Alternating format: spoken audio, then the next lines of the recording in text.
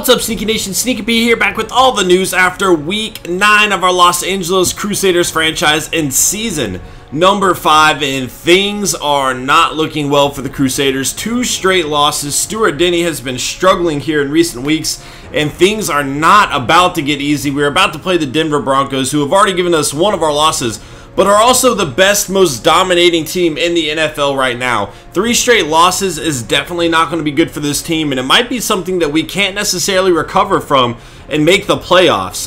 Definitely a big concern. Right now we're sitting at 4-4, which, lucky for us, the rest of the AFC is not all that great. However, 4-4 is not going to cut it, and especially if we lose a third straight, this time to the Broncos, we're not going to be in a good position moving forward. So this next game is going to be really important. It's going to be interesting to see how our team can handle the challenge. We're going to work on Stuart Denny's confidence today. He's at 0, and I don't know if that's part of the reason some of his passes are off. I don't really know, but it's something that we need to fix. We need to at least get him up to the point where he's not losing a whole lot of points on his skills based on that. So hopefully this will help. We do need to change our playbook again. I didn't dislike the Eagles playbook. I just don't necessarily think it's good for Stuart Denny. Now, what I'm thinking about doing is maybe going to the Colts. It was suggested in the comments, and I think that's actually probably a pretty good idea. So we'll give that one a shot. Let's go ahead and do our draft stories here. After missing several organized team activities, cornerback Willis Byers will not be finishing his final season with Wisconsin. Interesting. Okay, that's not good. We have already seen this one, so we can move forward.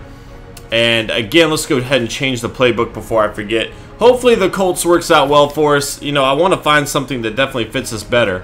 So we'll see if this does it or not. And that should be good. Let's see.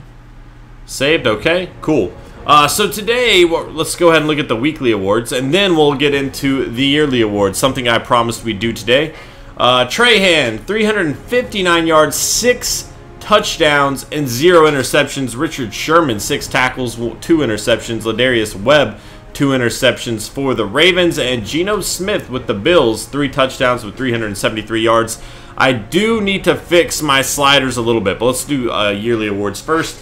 Chaz Jenkins, obviously leading the way for MVP. Derek Carr right behind him, and I'm starting to think we made a huge mistake, apparently. A.J. McCarron, only 80 overall, but he's number 3 in the MVP vote right now. Jared Trahan, a 92 overall for the Buccaneers at number 4. Brian Vasquez, a guy that we just saw recently, 92 overall. Blake Bortles, 96 overall. Johnny Manziel, 99. Colin Kaepernick, 99. Stuart Denny is on the list at number 9. 88 overall for him. And Adrian Peterson, the Vikings, undefeated right now. Interesting. Coach of the Year, Mike Zimmer. A coach I actually like a whole lot. John Fox there as well. We'll scroll down pretty quickly with all that. Let's go ahead and check out the AFC awards. I'm going to scroll through these pretty quickly, guys. And hopefully you guys can catch who you're looking for. We will stop on the Crusader players, obviously. Number 6 overall for Stuart Denny, an Offensive Player of the Year. Definitely pretty stoked about that. Defensive Player of the Year, Chris Borland, getting it done.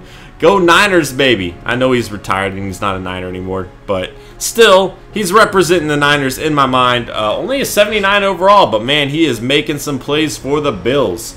As we scroll down the list here, see if we see anybody. Khalil Mack is going to be on the list at number 8. And who was it I just saw? Devontae, okay. Stuart Denny leading the way with Offensive Rookie of the Year. Terrace Crisp for the Chargers, number 2. Ryan McNeil, number 3. I like to see that for the Crusaders there. See if we have anybody else. Oh, another Denny. Oh, that's the Broncos Denny. We've seen him already, and we're about to see him again. Let's go ahead and check out Defensive Rookie of the Year. This is Tyrus Simon for the Steelers, another guy that we just saw recently. Matthew McCown, number 2 on the list. Definitely like that. 87 overall. Wow. Let's see who else we have on the list. Sherman is on the list at number 8 with those fumble recoveries. Best quarterback, down the list we go. And Stuart Denny at number 6. Tremaine Small on the list at number 10. Best running back, Easton, is having a monster season.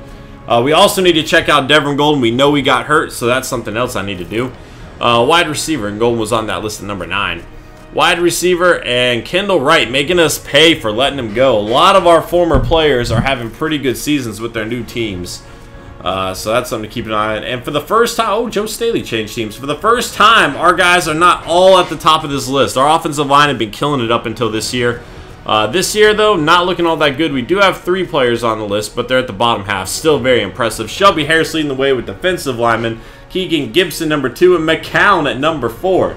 So a lot of Crusaders representing there. Defensive back Ladarius Webb leading the way for the Ravens. Roby at number 2. Ofisa Okafor on that list at number 3. You know, Jimmy Mosley hasn't really been having a good season, but Okafor has picked up the slack. DJ Hayden, another former Crusader there.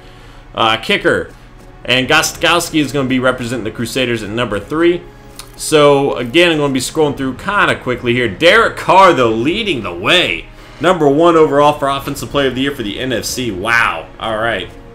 Making me hate life right now. There's Jeremiah Easley for the Falcons making stuff happen. Down the list, I'm really interested in seeing, like, players I don't know. Like, rookie players, pretty much. Navarro Bowman on the list. Here we go. Quick for the Cardinals, number 1 for Offensive Rookie of the Year. Oh, Mendenhall, the guy we almost drafted, sitting at 86 overall. Steel Boatwright, we almost drafted him too, 69 overall, giggity. See who else we got on the list. Alright, Defensive Rookie of the Year. 2 Cardinals, man. Cardinals had a really good draft by the looks of things. An 83 overall and an 84 overall. So they are making good decisions in the draft time. And I think because of that, we'll likely see them doing well in the future. Another player down here. They're only 2-6 right now, but obviously they're making some pretty good pickups. The 49ers at 7-1. Kaepernick number 3. Aaron Rodgers with the Rams now 4-4 for them. Matthew Stafford now on the Vikings. And he's leading that way to an 8-0 record. Pretty interesting to see that. Carson Wells taking over for Aaron Rodgers, only 3-5. Down the list we go, and 2 49ers in the top 6. That's pretty interesting to see. Trey Mason for the Panthers there. Wide receiver Greg Little leading the way. Go Tar Heels. I like that. Bruton the Crouton, number 2. Mike Evans, so the Buccaneers, I'm sorry, having a lot of players doing pretty well for him. Jameson for the Panthers there. Offensive lineman, Iupati and Anthony Davis leading the way. Kyle Long. Daniel Kilgore, Appalachian State. Alright, so the other thing I needed to check out was the injury report. Richard Sherman. Oh, the Seahawks are 2-7. They've picked up a few wins since we saw them. Captain Munderland there. And that is going to be it for the players. We'll check back on this from time to time. Last but not least, again, we need to go ahead and check out the injury report. Devin Golden, don't be out for long, buddy. Alright, so we're going to be missing him for 3 weeks, and that is unfortunate because we're definitely at a turning point of our schedule right now. You know, if we lose in these next few weeks, we could be out of the playoff picture, which we currently are. We are currently not in the playoffs, and we have a very, very tough game ahead of us against the Broncos. I mean, look at that point differential. That's just insane. This is not a good time to be a Crusader fan.